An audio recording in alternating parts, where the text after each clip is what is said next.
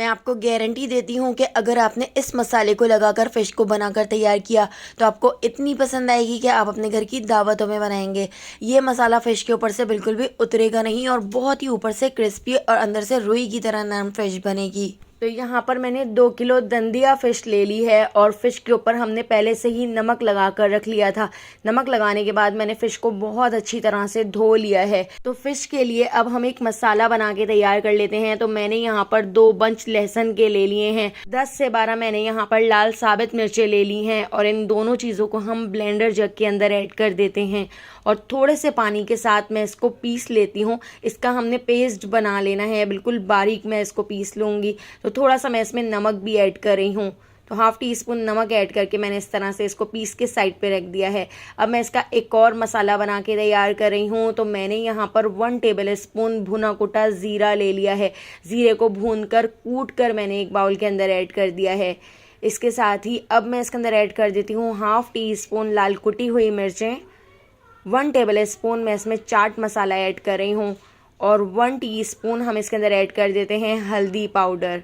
इसके साथ ही मैंने इसमें 1 टीस्पून पिसा हुआ गरम मसाला ऐड कर दिया है और 1 टीस्पून कश्मीरी लाल मिर्च ऐड कर रही हूँ और यहाँ पर ½ टीस्पून हम इसमें दोबारा से नमक ऐड कर रहे हैं। तो मैं इसमें पहले भी नमक ऐड कर चुकी हूँ, इसलिए नमक आप अपने टेस्ट के हिसाब से ऐड कर लीजिएगा। यहाँ पर मैंने भुना कुटा धनिया ले लिया है, धनिए को भी मैंने भून कर कूट लिया था। तो 2 टेबल स्पून हम इसमें भुना कुटा धनिया ऐड कर देते हैं और 2 पिंच मैं इसमें जर्दे का रंग ऐड कर रही हूँ और इन सारी चीज़ों को हम अच्छी तरह से मिक्स कर लेते हैं। तो यहाँ पे हमारा बहुत ही मज़ेदार सा फ़िश मसाला बनकर तैयार हो चुका है।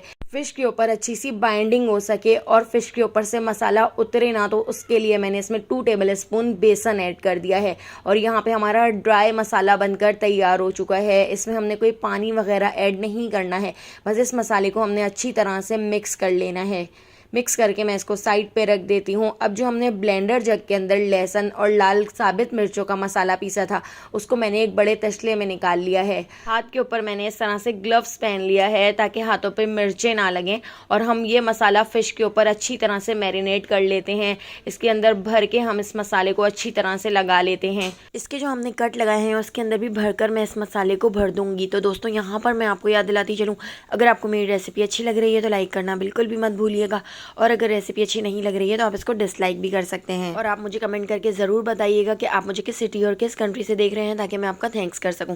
तो पहला थैंक्स जाता है यमुना को शाम सीरिया से, एजाज को गुजरांवाला से, जॉसी अंजोम को थैंक्स जाता है शिकागो से, अदील, खतीजा, कनीस, फातिमा और वाजिद को थैंक्स जाता है कराची से। तो मेरी रेसिपीज़ को इतना पसंद करने के लिए आप सबका बहुत बहुत शुक्रिया। आप मुझे ज़रूर कमेंट किया करें। तो आप यहाँ पर देख सकते हैं पहले हमने लाल साबित मिर्चें और लहसुन की पेस्ट की कोटिंग इसके ऊपर कर दी थी, उसके बाद इस ड्राई मसाले की हमने इसके ऊपर कोटिंग करनी है। इस पूरे ड्राई मसाले की कोटिंग भी हम अच्छी तरह से भरकर इसके अंदर तक कर देंगे।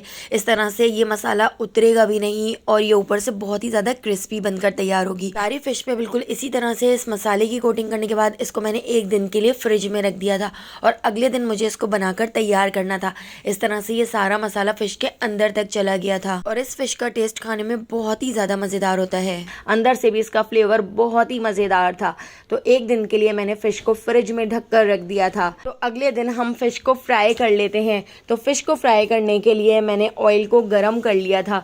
तो मीडियम फ्लेम पर हम फिश को फ्राई कर लेते हैं और फिश को फ्राई करने के लिए आपने पहले एक साइड से अच्छी तरह से फिश को फ्राई होने देना है।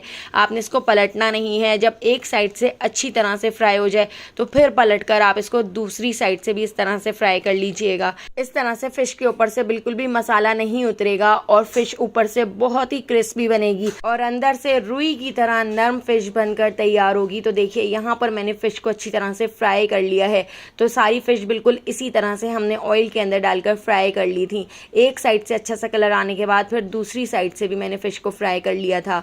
तो देखिए कितनी मज़ेदार हमारी यहाँ पर फिश फ्राई बनकर तैयार हो चुकी है। तो अगर आपको ये रेसिपी पसंद आई हो तो लाइक, शेयर और सब्सक्राइब कर दीजिएगा। टिकटॉक, फेसबुक या यूट्यूब पे देख रहे हैं तो मेरे अकाउंट को फॉलो ज़रूर कर लीजिएगा। तो आने वाली वीडियो तक मुझे दीजिए इजाज़त। अल्लाह हाफ़िज़।